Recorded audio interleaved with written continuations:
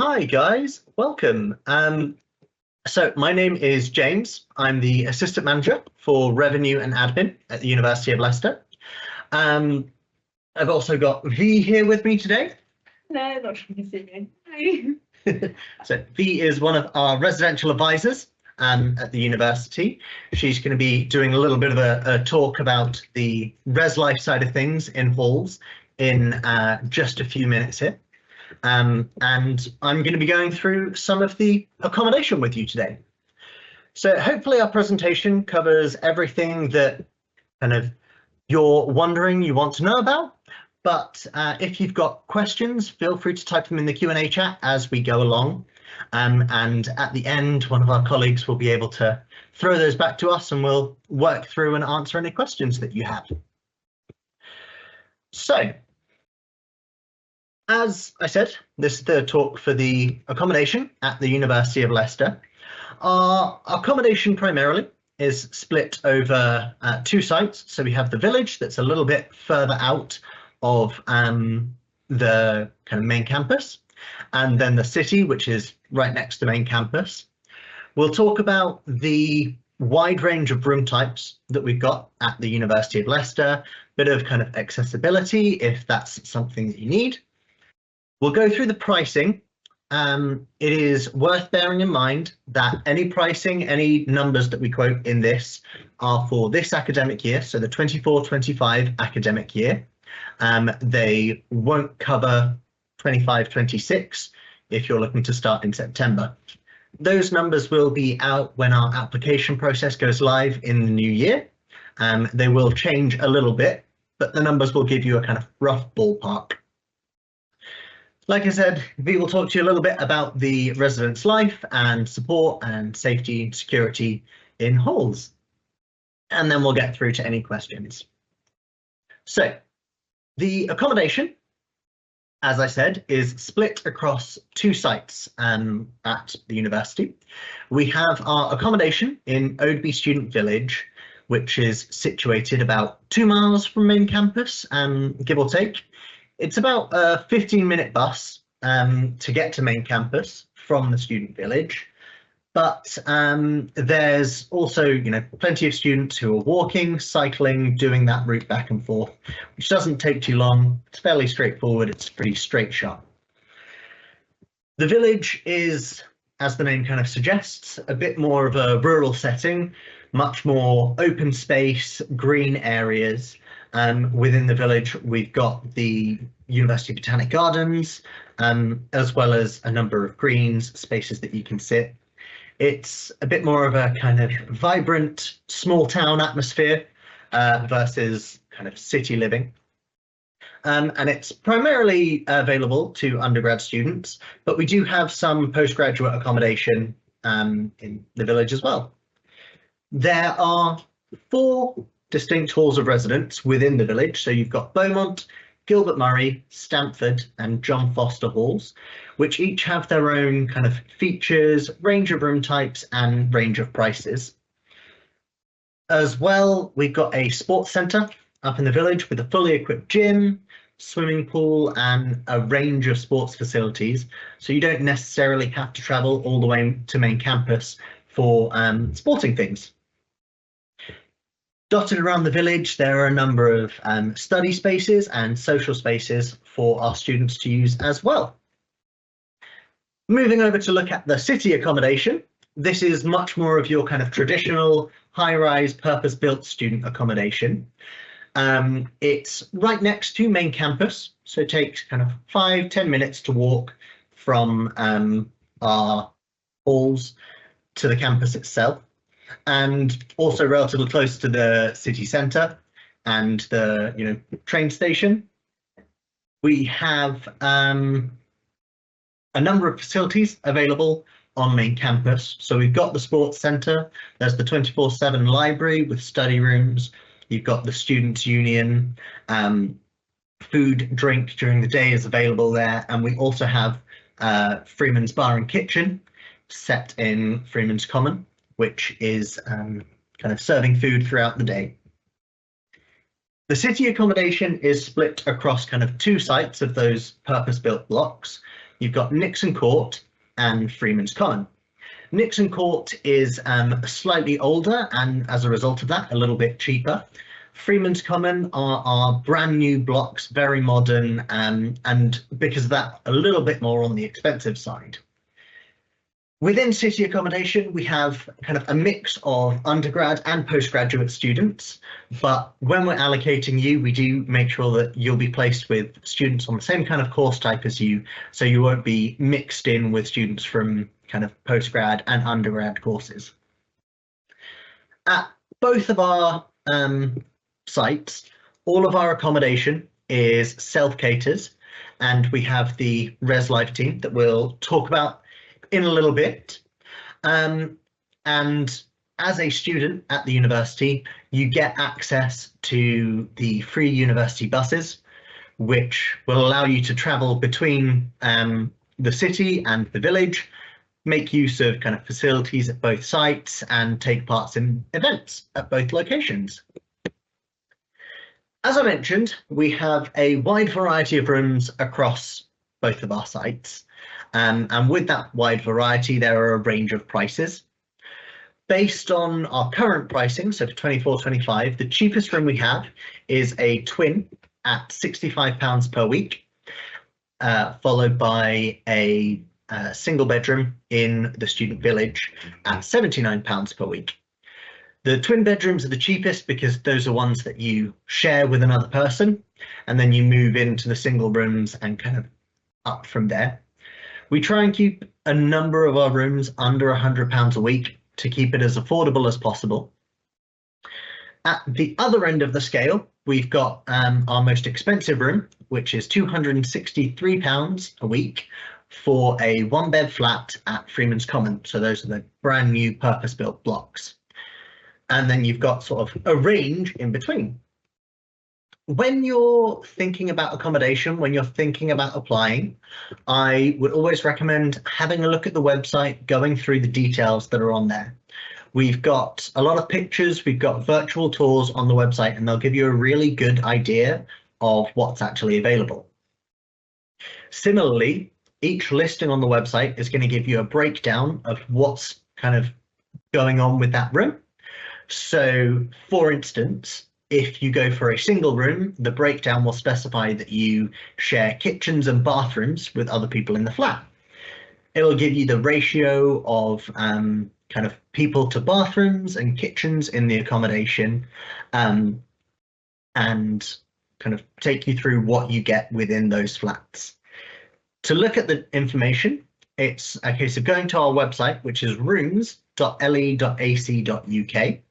or just following the QR code that should be up on your screen at the moment. You've got a lot of choices, and really it kind of comes down to your personal preference and what's important to you, as well as your budget. So on top of those single rooms, we do have ensuite rooms as well, which are rooms with their own bathrooms. We have studio flats, which is a bedroom with an ensuite bathroom and your own kind of private kitchenette. And then at the kind of top of the scale, we've got one bed flats, which have your bedroom, a bathroom, a kitchen, and your own little kind of living space that's sometimes tacked onto the kitchen, or sometimes that's a separate room. As I said, if you have a look through the website, it will cover kind of the different intricacies of each of those rooms. Whichever room you go for, all of them include kind of the furniture that you would expect. So bed, wardrobe, desk, chair, and some kind of storage. So that might be drawers, that might be shelves, that kind of thing. The prices listed there also include your Wi-Fi, your utilities, and your contents insurance. So there's no kind of hidden cost, nothing like that associated with the rooms. And the Res Life program is also included in your rent. So all of the events that are run by the Res Life team are completely free. As I mentioned right back at the start, we do have accessible accommodation. So if you have any kind of specific needs, anything like that, we're committed to providing accommodation that suits everyone.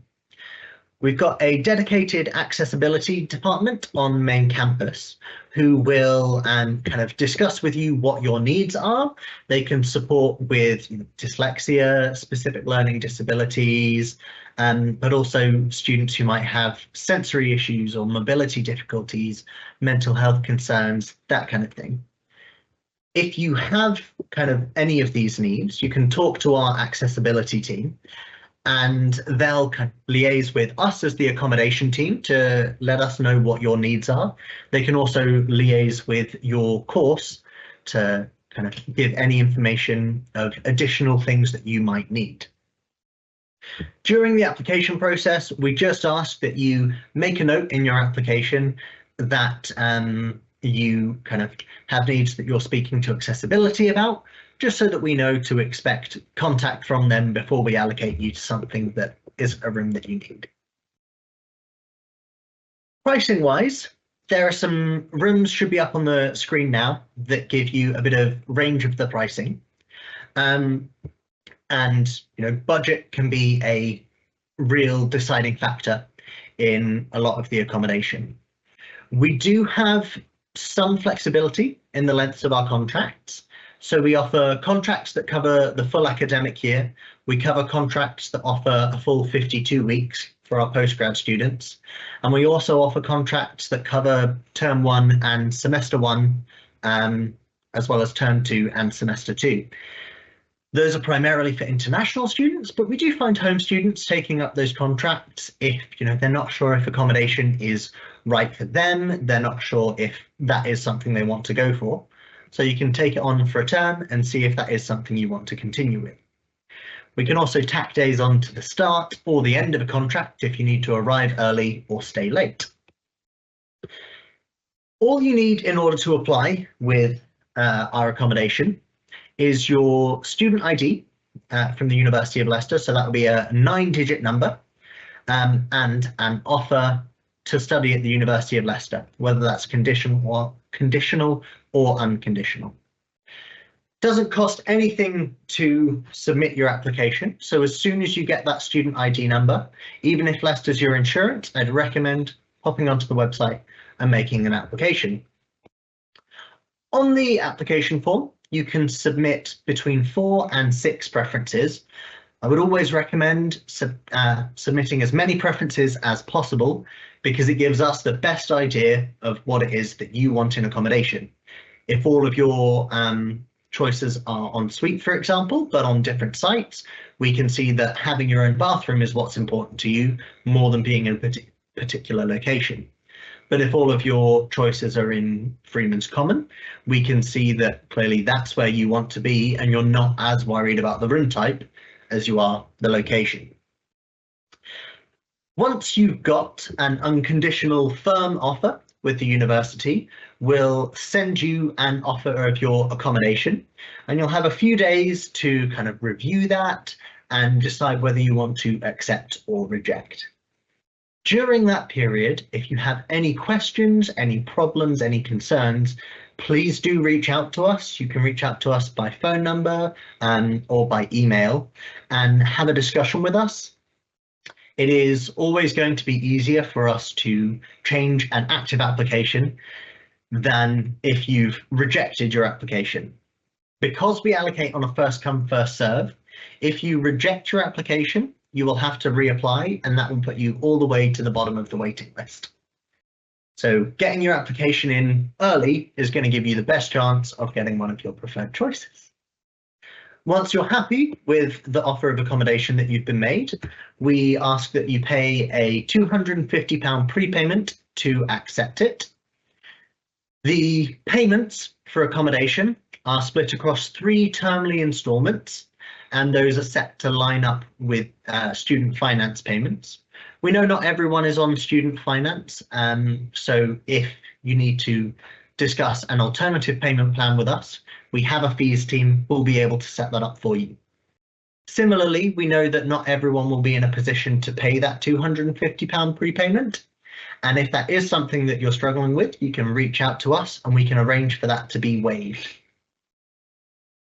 In terms of the total cost, if you're thinking of going down a student finance route, I would absolutely recommend having a look at the student finance calculator, because that will give you a better idea of what they're going to offer to you across the year, which will help you make a more informed choice of your accommodation. As I was saying, the accommodation application process is fairly straightforward. If you're looking to start in September of 2025, we'll be opening the application portal in the new year. You will be able to log on to create an account now if you've already got that offer and your student ID number, but the accommodation that you'll see on there will be for this academic year, not for next academic year. When you're applying for accommodation, at the end of that application, there is a kind of free-form text entry. Anything that you put in there will be read by a member of our allocations team. They aren't allocated by a program. They're all done by humans. So we will read anything that you put in there. If you specify that you require single gender, we can make sure that you're in a single gender flat. The only thing that we guarantee from your preferences is that single gender requirement. If you say that you prefer mixed gender, we can't necessarily guarantee that. We will always do our best, as I said, to match you with the accommodation as you've kind of put in your application.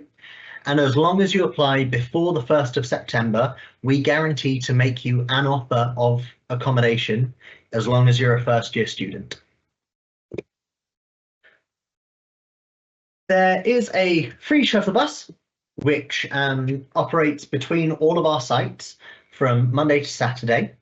It's available to all students, even if you don't live in halls, but that runs from main campus past our city living accommodation, all the way up past the Brookfield accommodation and out to the student village. It then goes back around on that loop for the entire day. At peak times, runs every kind of 5 minutes or so, down to 15 to 20 minutes during off-peak, and runs from approximately 7 a.m. right through to 10:30 to 11 p.m. at night. The Saturday service, similar to the off-peak, runs kind of every 20 minutes to 30 minutes traffic, depending. Outside of that, transport links are really good in Leicester. We have excellent local buses. We do also have the train station in the centre of the city. There's a lot of cycle routes, and it's a very straightforward walking route as well if you want to walk between the sites. We do have the option, the possibility of parking. It's £24 a space.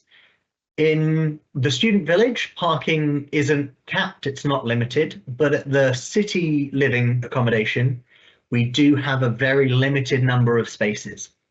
If you happen to have a blue badge, we do guarantee disabled parking at both sites. I'll pass over to V now to talk a little bit about the Res Life programme. Hello everybody, so my name is V. I work with the accommodation team and I'm also a current third-year student studying psychology and cognitive neuroscience. I've lived at both sites, so I have got the lay of the land of both if anyone has any questions at the end. I've been with the Residence Life team for about 1.5 years now as a residential advisor, and our role is sort of split into 3 main domains. We'll start off from a little bit more of the negative side, but it's not that negative, and then we'll pick it up a bit. So a little bit more negative side is with conduct issues. So some of you might have seen on social media, it is quite hard to avoid when you're coming to uni, like your TikTok's full of all of these posts about people having like a bad flatmate who maybe doesn't take out the bins, like rubbish piling up and stuff. One of our main responsibilities is making sure that that's not something that you have to deal with. So if you ever do find that that's happening in your flat, that's something that you should be making us aware of so that we can go around and say, hey, like, we've had a look at your flat, we've noticed that this isn't really up to snuff with our policies. We really need you guys to make a cleaning rota, or we can have flat mediation. And when we do our visits, we'll always make sure that it's completely anonymous as well. So it's never sort of room for so that you're really messy. It's never going to be anything like that. It's always anonymous. We'll say, look, our areas have noticed as they've been going around, it's a little bit untidy, you guys need to clean it up, or we're going to come in and tell you guys off. But moving on to sort of the more positive aspects of living in accommodation. So you have access to wellbeing services from the university. They can be on campus, maybe with the Students' Union or with accessibility or the plain old wellbeing services as they are, but they operate sort of within certain office hours. When you're in accommodation and outside of office hours, you have access to our lovely Residence Life team, where it might be known as RAs, Residence Life, Res Life, under a lot of umbrella terms. And our main responsibility is to look after you guys in your accommodation. So if you're ever having any issues, perhaps you're feeling a bit lonely, having moved away from home for the first time, perhaps you're maybe not getting on with your course as well as you hoped you would, we're here to offer advice, any sort of support. You're always welcome to pop into reception, we'll offer you a cup of tea, we'll sit down, we'll have a chat. Like I said, we're all current students, so we do have sort of different areas of expertise. We might have been through something a little bit similar and be able to offer some guidance. And we have really, really good links with other departments with the university as well, to make sure that sort of everything's being followed up and that you're not sort of left behind and struggling. We really want to prioritise that you are thriving in your accommodation as well as in university, because it's where you guys are living. You pay a lot of money to be here. You're living there for a lot of the year, and obviously we want you all to be happy. And then moving on to the next positive, the absolute best thing ever is the free events that are included in your fees when you pay for accommodation. So we do events, they are all completely free, even if they're ticketed. The ticketed note on some of those events is literally just to say that we can, estimate the numbers. But they're all completely free. Some of them are out of house. We've taken people paintballing before, or to the cinema. And then a lot of them are in-house. We'll do things like Just Dance nights, film nights. We do celebrations like Diwali, Christmas, Halloween, Valentine's Day. We'll put on themes and stuff. And then a really great part of that is that you can also recommend events to us from our Instagram. So it's also on there. I think it's the third one down. It's at UOL Res Life. There actually should be some posts going up right now if our team's doing it properly. So this is the November calendar. If you want to have a look at the December calendar that we've got up currently, it is also on the website. If you go on URL ResLife, or it's reslife.le.ac.uk, you can see what kind of events are at the moment, have a look, and then also recommend any that you'd want to see when you're staying in halls as well. I'm pretty sure that's almost everything. I just got one more thing about security. So we've been over the wellbeing. We've got our lovely security team who also operate through an app called Safe Zone. So security is 24/7 on campus. They come to all of the accommodations, including the village. So living in the village gives you no sort of disadvantage in terms of access to security. They patrol both sites a lot. They're always around. They're always happy for a chat as well. But another way to contact them, apart from their phone number, which will be given to you on your keyring when you start, is the Safe Zone app. So it gives you three sort of options. You can do a general call to them through the app if you don't know the number, if you don't have access to it. You can do a first aid call if you have a first aid emergency, or you can do a general emergencies call as well. By pressing the button, it alerts them to your location. Do not worry, when you're not on the app, it's not sort of tracking your location. It's only when you're on the app. As soon as you open it, it gives them access to say, oh, okay, this person sort of checked into the app. Perhaps they might be having some difficulties. The great thing about Safe Zone is that it works when you are at the city accommodation, on campus, at the Brookfield Business Campus, and at the village as well. And I believe also another site called College Court, which isn't so much for students, but if you ever do find yourself there, it will work there as well. Another fantastic thing about it is that if you aren't on campus and say you're in the city centre, perhaps you've gone on a night out and you do run into a problem and you need some help, opening the app and pressing the emergency button will direct you to the immediate local authorities without you having to search anything up. So it is a really useful app to have, and we do recommend that you guys have it. But I think that is everything from me. I'll pass you back over to James. Okay, so that's primarily the end of our presentation. Important things to remember are, as long as you're a new first year, you're guaranteed accommodation as long as you apply before the 1st of September 2025. You can visit the accommodation. We book through the university's main website for tours every Wednesday. There is availability to book for those. We have a wide range of choices on accommodation, and those come with a huge variety of prices. Please do follow that QR code on the screen or head to rooms.le.ac.uk if you have any further kind of queries to look through. If you think of anything that you would like to ask after we've finished here, you can always email us at accommodation@le.ac.uk or log on to our live chat at le.ac.uk/chat. Thank you guys so much for your time. Were there any questions? Thank you so much, both of you. We had one question asking where you can access the recording of this presentation. I've just done a quick answer in the chat. All the recordings will be available shortly on the university YouTube channel, and links for that will be sent out to all the attendees as well. Another quick question that we got sort of privately was, what sort of advice would you give students who are sort of looking at accommodation and possibly, well, probably moving away from home for the first time? In terms of, I think there's two parts to that question. In terms of applying, I would say put a varying sort of selection on there. I think a problem that James and I ran into when we were doing allocations was that some people might put all of their options as, say, a one-bedroom flat or a single studio, which are limited in availability.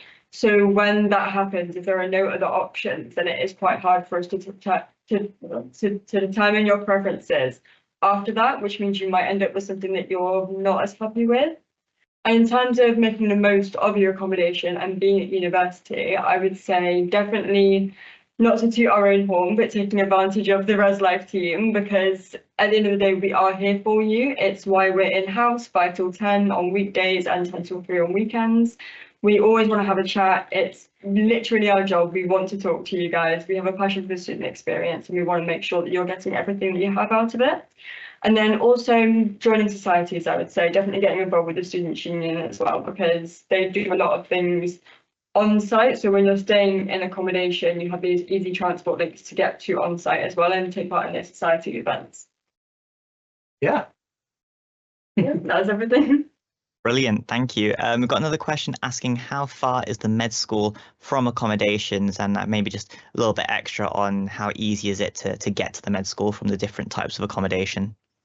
Yeah, so the School of Medicine is kind of right opposite the university on University Road.